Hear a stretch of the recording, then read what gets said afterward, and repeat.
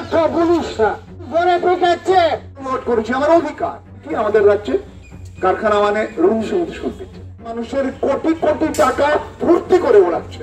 একবার ব্যাংকক যাচ্ছেন, একবার লন্ডন যাচ্ছেন, ফুর্তি করে কোটি কোটি টাকা আনছেন, ওড়াচ্ছেন, আর এখানে এসে বলছেন অমুকটা বন্ধ হয়ে গেল, তমুকটা বন্ধ হয়ে গেল। অশোক স্তম্ভ টুপিতে পড়ে থাকেন, তার মর্যাদা রক্ষা করুন, নইলে আপনারাও বাদ যাবেন না। আইন রক্ষা করার দায়িত্ব আপনাদেরই। শিল্পাঞ্চলের মাটিতে দাঁড়িয়ে সোমবার বিকেলে ঠিক এইভাবেই গর্জে উঠলেন শহরের সিটু নেতৃত্ব। টুপিটা পড়ে থাকেন, এর মর্যাদা রক্ষা করুন। তাছাড়া দেখছেন তো কয়েকদিন ধরে এমএলএ কে মানুষ ধরে পেটাচ্ছে, তৃণমূলের নেতাদেরকে মানুষ ধরে পেটাচ্ছে। আমি বলছি আপনারা বাদ যাবেন না। বন্ধে নেতৃত্ব দেওয়ায় রুজি রুটিতে কোপ পড়ে দুর্গাপুরের সিটু নেতার। 9 জুলাই সারা ভারত জুড়ে ধর্মঘটের ডাক দিয়েছিল 10টি কেন্দ্রীয় শ্রমিক সংগঠন এবং শিল্প ফেডারেশন। আর সেই ধর্মঘটে ময়দানে নেমে চোখে চোখ রেখে প্রথম সারিতে নেতৃত্ব দিয়েছিলেন সিপিআইএম নেতা তথা শ্রমিক সংগঠন সিটু জেলা সম্পাদক মণ্ডলীর সদস্য সিদ্ধার্থ বোস।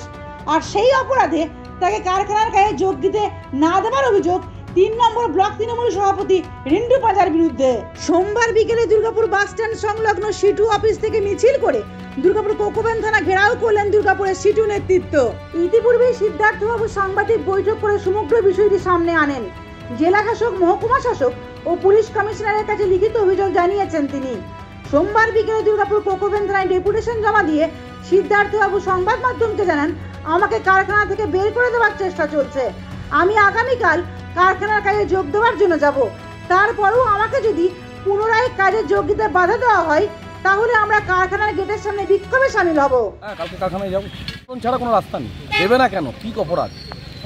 যারা হচ্ছে বিভিন্ন জায়গায় তোলাবাজি করে বেড়ায়, যারা বিভিন্ন জায়গায় এইসব কারখানা করে বেড়ায়, তারা শ্রমিকদের স্বার্থ রক্ষা করার জন্য তো নেই। তারা কাকে বাদ দিতে হবে, কাকে বার করে দিতে হবে, কাকে তুলে ফেলে দিতে হবে, এইসব কার্যকলাপ তাদের তো নীতি আদর্শ কিছু নেই। যদিও ওই দিন কারখানার কাজে যোগ দিতে বাধা প্রদানকারী তৃণমূল নেতাদের কয়লাচোর, বালিচোর, লোহা মাফিয়া সম্বোধন করে নাম উজ্জ্বল রাখলেন সিপিআইএম নেতা ভজন চক্রবর্তী। এমনকি আইএনটিটিইউসি রাজ্য সভাপতি ঋতব্রত বন্দ্যোপাধ্যায়কেও কটাক্ষ করতে ছাড়লেন না তিনি। জেল খাটছে, এ কয়লা চুরি করে জেল খাটছে, এ বালি তুলে টাকা রোজগার করছে, তাদের নাম বলতে আমাদের রুচিতে বাধে।